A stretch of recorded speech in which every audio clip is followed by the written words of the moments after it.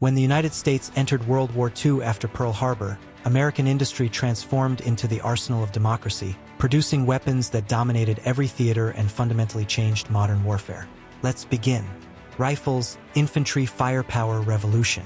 M1 Garand Rifle, the Semi-Automatic Advantage, USA 1936 to 1957. The M1 Garand was the first semi-automatic rifle issued as standard to an entire army. American riflemen could fire 8 aimed shots as fast as they could pull the trigger, while enemies with bolt-action rifles had to manually cycle between each shot, giving American infantry roughly double the firepower.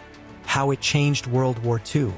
From Normandy to Pacific jungles, American infantry outgunned Axis forces. At Guadalcanal, Marines with Garands decimated Japanese banzai charges.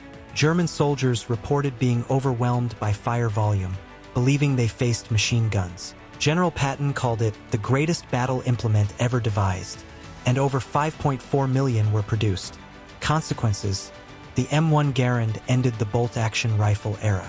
Every major military scrambled to develop semi-automatics. The Soviet SKS, British EM-2, and German STG-44 all responded to the Garand's dominance. It established that increasing individual soldier firepower multiplies unit combat effectiveness more than adding soldiers with inferior weapons.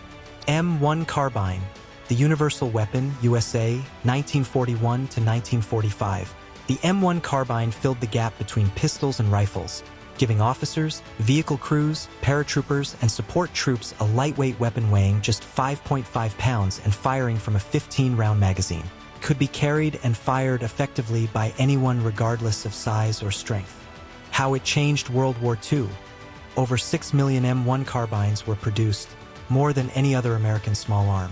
Paratroopers jumping into Normandy relied on folding stock carbines. Tank crews, artillery crews, and rear echelon troops facing German counterattacks all depended on carbines. Its light recoil meant even minimally trained soldiers could fire accurately. Consequences: the M1 carbine pioneered the personal defense weapon category that continues today. Its intermediate cartridge concept influenced assault rifle development worldwide. Post-war, millions equipped armies globally, appearing in conflicts from Korea to Vietnam. It proved that mission-specific weapons can be more effective than universal solutions. Machine guns, sustained firepower.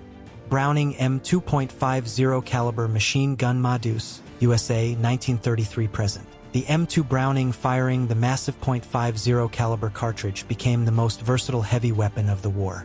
Mounted on vehicles, aircraft, ships, and tripods, it could destroy light vehicles, aircraft, bunkers, and troops at ranges exceeding 2,000 meters. Its reliability was legendary. Guns retrieved from Pacific Islands after decades could be cleaned and fired without parts replacement.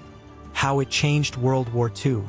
American forces mounted M2S on everything that moved. On ships, massed M2S created walls of fire against kamikaze attacks. In North Africa, M2-equipped vehicles destroyed Axis supply columns. The distinctive sound and visible tracers caused enemy forces to break and run.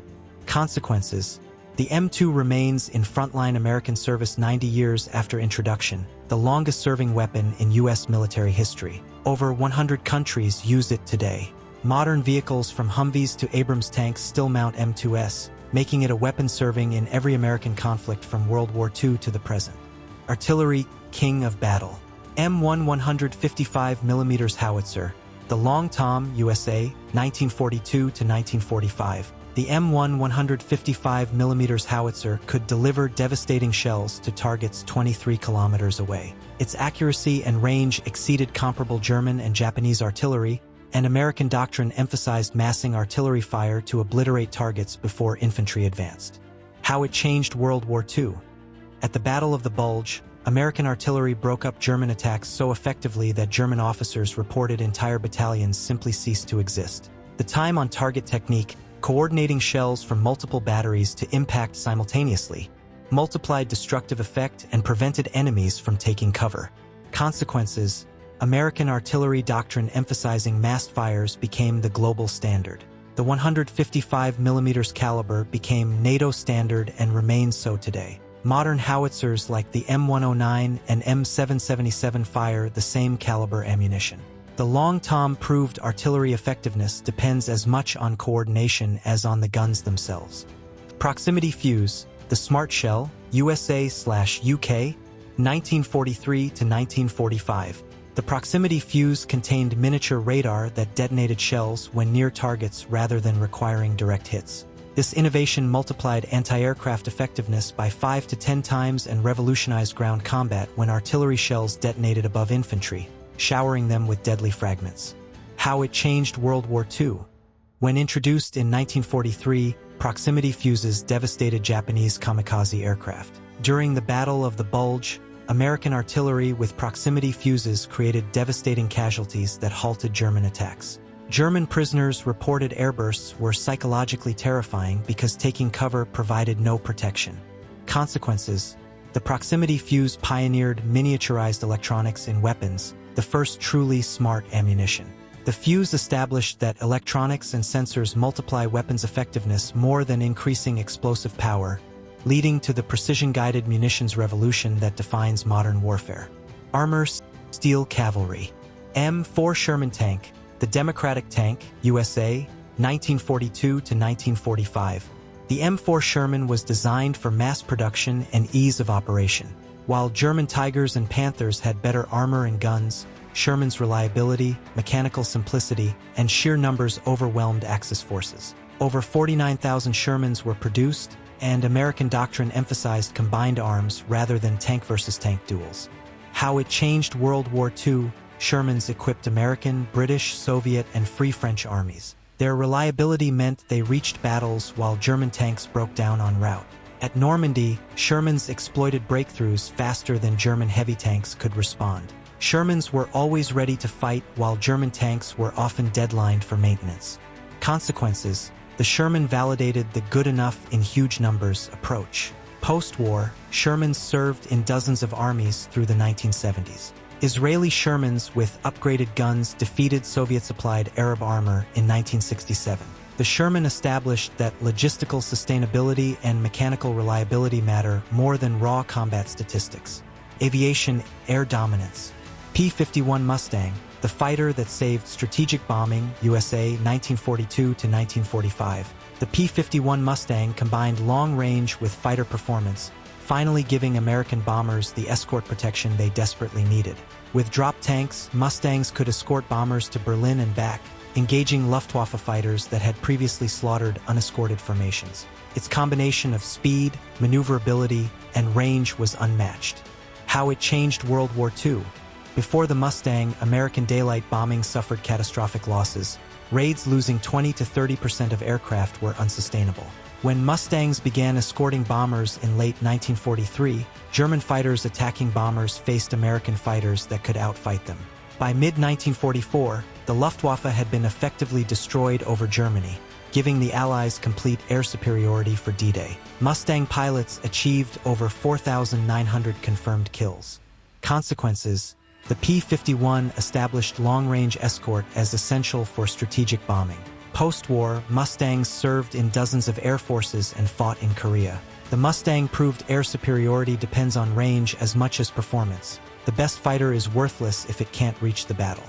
Modern air combat doctrine emphasizing combat radius descends from lessons learned with the Mustang.